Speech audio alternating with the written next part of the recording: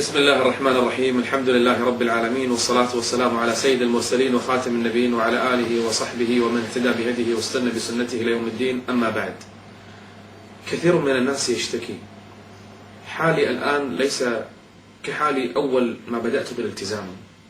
خشوعي في الصلاة قل، قراءتي للقرآن قلت، وما صرت أتأثر كما كنت أتأثر بالسابق.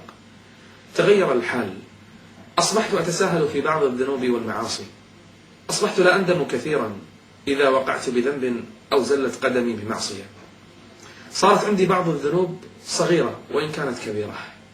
صرت لا أتأثر بالعبادة، صرت أسمع الصلاة فأتأخر عنها، وأسمع الأذان فلا أستجيب له. صرت أنام عن الصلاة وأقوم ولم يؤثر في شيء. ما الذي يحصل؟ ما الذي يجري؟ هذه كلها مظاهر لشيء اسمه ضعف الإيمان. إذا ضعف الإيمان حصل كل هذا. يصبح الإنسان يصلي كأنه ما صلى، يقرأ القرآن ولا يخشع، يصوم ولا يتلذذ بالصيام، لا يقوم الليل، لا يصلي الوتر، لا يحرص على الضحى، لا يحرص على الذكر، قليل الذكر والتسبيح والتحميد والتهليل. هذه كل علامات ومظاهر لضعف الإيمان. ما الحل؟ يسألوني كثير من الناس ماذا نفعل؟ ماذا نصنع؟ من أفضل الحلول شيء اسمه عبادة السر. أنك تجلس لوحدك فتفكر: كيف أتعبد ربي بالسر؟ لا يعلم بي أحد ولا يحس بي إنسان. ولهذا قال النبي عليه الصلاة والسلام: خير صلاة المرء وين؟ قال: في بيته، إلا المكتوبة طبعا، لكن النوافل أفضل شيء في البيت. ليش؟ قال: حيث لا يراه الناس، ما في أحد يراه. يصلي في البيت، في غرفته، في مصلاه. لما ينام الناس تسكن الأصوات وتهدأ النفوس، ويخرج الناس إلى فرشهم وأظلمت الأضواء. قام آخر الليل فتوضأ في برد قارس أو في ليلة قصيرة لم يشبع فيها من النوم، قام آخر الليل فصلى ركعتين لله عز وجل. عبادة السر.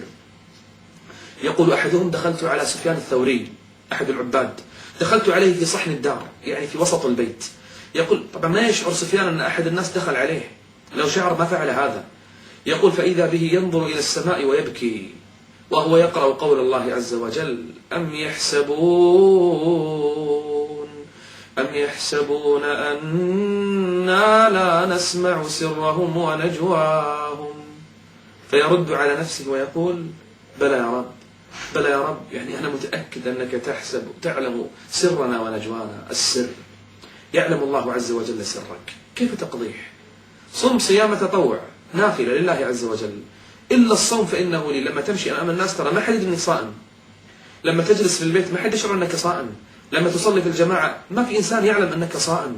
ولهذا الصوم من أفضل العبادات، لأنه سر بين العبد وربه، سر لا يشعر به أحد. ألم نسمع بالحديث 7 يظلهم الله؟ من يعني أعظم مؤشرات الصفات السبعة أنهم مخلصون. ومن علامة الإخلاص: رجل تصدق بيمينه حتى لا تعلم شماله ما تنفق يمينه. من فينا يفكر يتكفل بيتيم أو بأرملة أو بفقير، والفقير لا يعلم من هو، يوصل له المال سرا، أو يوصل لهذه الأرملة مالها سرا وهي لا تعرفه ولا يعلم به أحد. من منا يفعل هذا؟ قل إني أمرت أن أعبد الله مخلصا له الدين. في البيت، مو أمام الناس في المسجد. في البيت اجعل لك أوقات تفتح فيها المصحف، تقرأ فيها القرآن، ترفع يديك. في البيت من يفعلها؟ الناس في المسجد ويا الله، أما في البيت ما يفعلها إلا المخلصون. كان السلف رحمهم الله يقوم أحدهم في الصلاة بجنب صاحبه أخيه يبكي تدمع عيناه ولا يشعر به من بجواره. شوف السر، شوف الإخلاص. ينام مع زوجته على وسادة واحدة تدمع عيناه ولا تشعر به زوجته. هذه العبادة. والعبادة الإنسان اللي فقط أمام الناس نشيط ويصلي ويذكر الله ويقرأ القرآن، لكنه إذا سافر لا يفعل شيء من هذا. إذا جلس في البيت القضية يعني أحد الصالحين رؤيا يضحك، قيل له: أنت الحين العابد اللي الناس تتكلم عليك وتضحك؟ قال: إنما هو يعني في الليل في الظلمات أو في الخلوات. القضية ليست القضية أمامك أبكي ولا أمامك يتظاهر بالزهد. ولهذا عمر لما رأى أناس يطأطئون الأعناق يتظاهرون بالخشوع، قال إنما الخشوع بالقلب، ليس الخشوع أن تتظاهر أمام الناس أنك ترفع الصوت بالبكاء أو تطأطأ الرقبة أو تفعل هذه الأفعال. لا، القضية في العبادة في السر. هل خلوتك مثل جلوتك؟ هل سرك مثل علانيتك في العبادة؟ هنا السؤال وهنا العبرة. أبو بكر خليفة رسول الله، أبو بكر أمير المؤمنين، أبو بكر الحاكم، أبو بكر أعبد الناس بعد رسول الله عليه الصلاة والسلام. أبو بكر فكر بفكرة كيف يتعبد ربه سرا.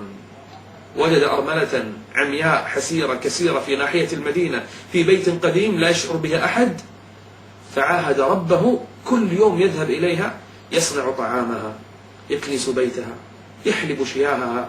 من يدري عن أبي بكر؟ هذا السر بين العبد وربه، هذا الذي ينفع يوم القيامة، هذا الذي يمكن يدخلها الجنة. قد ما يدخل الإنسان الجنة بعض الأعمال الظاهرة، لكن هذه الأعمال لأنها أحرى ما تكون خالصة لوجه الله جل وعلا. شوف السبعة: واحد تصدق بصدقة، الثاني شنو؟ رجل ذكر الله خاليا. أحد شروح خاليا أنه يذكر الله ما في أحد يشعر به، يذكر الله من قلبه وبلسانه. ولهذا يقول النبي صلى الله عليه وسلم: عجب الله من رجل. شنو هذا الرجل؟ على رأس شظية بجبل. يعني شنو يقول؟ يعني كان النبي صلى الله عليه وسلم يقول بروحة من قطع بجبل، معه غنمه. الغنم تدري عنه شيء. قال: تحضره الصلاة. شوف الله يعجب من هذا الرجل، تحضره الصلاة فيؤذن ثم يقيم ثم يصلي. من يسويها بروحه؟ زين إذا صلى، هذا حريص على الأذان. طيب يأذن لمن؟ ما في أحد، لكن بالأجر، ويحرص على الإقامة، ويحرص على الصلاة بوقتها بخشوعها. الله يعجب من هذا الرجل. التائبون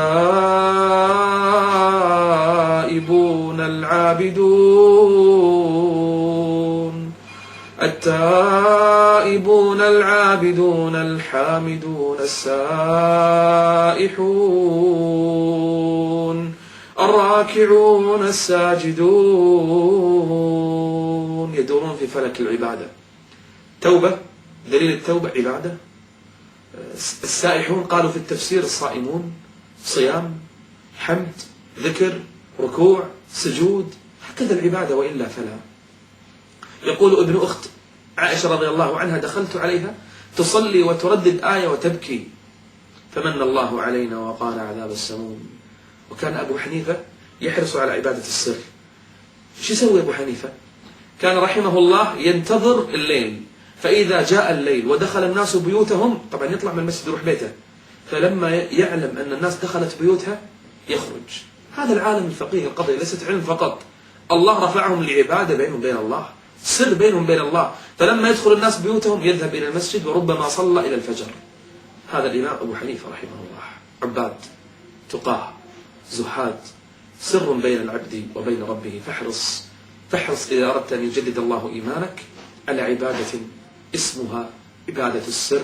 أسأل الله جل وعلا أن ينفعنا وإياكم بهذه الكلمات، وأن يثبت قلوبنا على طاعته، وأن يحسن خواتمنا جميعا.